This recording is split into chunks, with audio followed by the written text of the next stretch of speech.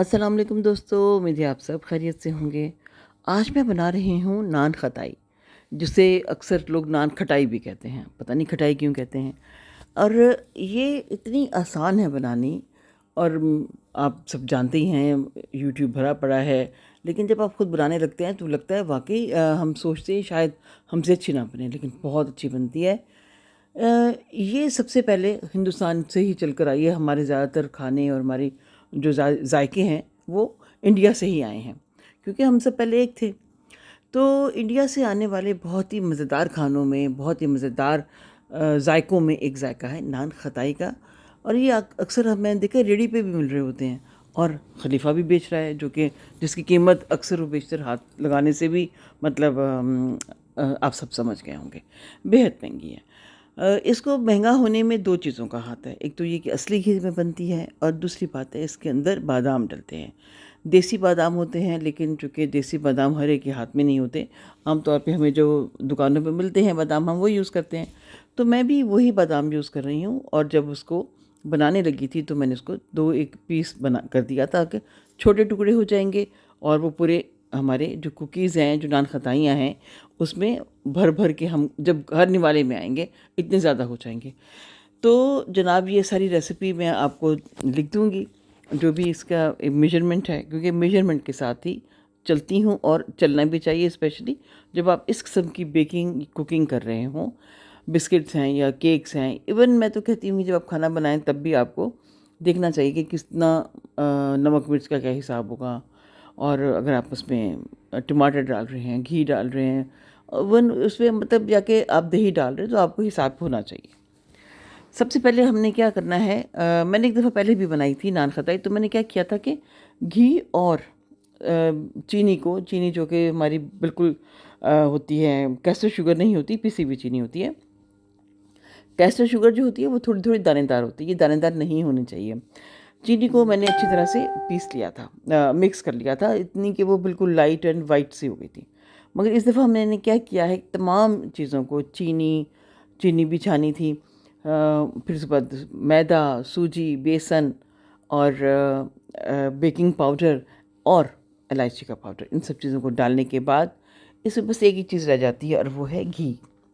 घी मैंने इसमें डाला था। घी का जो ली थी मैंने recipe, as per recipe 1 cup, लेकिन मैंने 1 कप नहीं डाला था, 1 कप से कम घी डाला था। घी आपने एक साथ नहीं डालना। यही मेरे जहन में था कि अगर मैंने शुरू में एक साथ डाल दिया घी तो ऐसा ना हो कि ज़्यादा हो जाए। तो उसका फिर मैंने यही हल निकाला कि चले मैं बाद में डालती हूँ। अगर आप चाहते हैं घी और चीनी पहले बना लें, यानी कि अच्छी तरह से उसको मिक्स कर लें, जैसे कि हमेशा किया जाता है, तो आप घी कम रखें। घी को पहले आपने कम रखना है, जब ज़रूरत पड़ेगी तो हम और डाल देंगे। अब देखिए मेरे पास तकरीबन जो मैंने घी एक तरफ रखा था, मतलब इसमें डाला है, उसमें 2 से ढाई चम्मच बच गए थे। इसमें हमने दूध नहीं डालना होता, इसमें पानी नहीं डालना, सिर्फ़ और सिर्फ घी से बनेगी।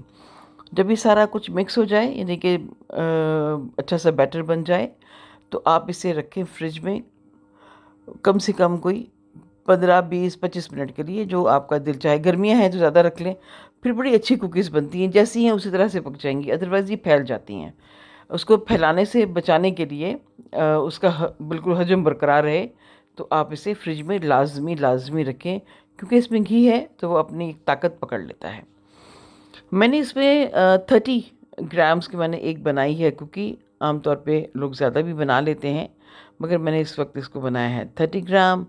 और उसके बाद जब पहले मैंने सारा जो है नाप तोल कर दिया था, उसके बाद फिर मैंने इसमें बनाई है, उसको कुकी शक्ल दी।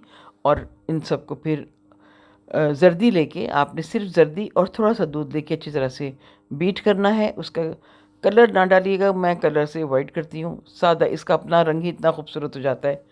तो वो ही आपने इसके ऊपर रखना है, यानी कि अच्छे से आपने ब्रश करना है। ब्रश करने के बाद आप इसे रख देंगे अवन में, जो कि है प्री हीट अवन में 160 ग्राम पे मैंने रखा है इसको 20 मिनट के लिए। बहुत ज़बरदस्त किस्म की शक्ल, बहुत प्यारी रंगत और बहुत अच्छा क्रिस्प आएगा, और हम सब देखेंगे कि कैसी बनी है हमारी ये मज़ेदार कुकीज़। देख लीजिए। अगर आप चाहें तो जब आप इसमें अंडा ब्रश करते हैं तो कोई एक आध आप बादाम रखना चाहें तो रख सकते हैं। मुझे एक बादाम 2 बादाम दाएँ-बाएँ मिल गए थे तो मैंने डाल दिया, अदरवाइज़ मेरा कोई इरादा नहीं था, क्योंकि ऑलरेडी इतने अच्छे इसमें बहुत ज़्यादा बादाम मैंने डाले हुए हैं। अच्छा, ये जो डार्क कलर हो गया इसका मतलब ये नहीं है कि ये जल गए हैं, क्या हुआ है, ऐसा कुछ नहीं है। कई दफ़ा ऐसा हो जाता है, लेकिन कई मेरी ऐसी भी इसमें बिस्किट्स हैं, देखें बिल्कुल प्यारे सी कलर के, सामने से भी और बैक से भी बहुत अच्छे। और हाँ, एक बात मैं आपको बताना भूल गई कि जब बादाम डालें तो थोड़े से रोस्ट कर लें। रोस्टेड बादाम जो होते हैं इसमें बहुत अच्छा जायका देते हैं। मैंने भी रोस्ट किए थे और फिर इसमें मैंने मिक्स किए थे। ठंडा हो जाने के बाद बादाम को ठंडा कर लीजिएगा, वरना आपको पता है घी है उसमें फ़ौरन मेल्ट हो जाना है। दे दिलशाद नसीम को इजाज़त। मज़ेदार सी दान खताई तैयार है। खुदा हाफिज़, रब रखा।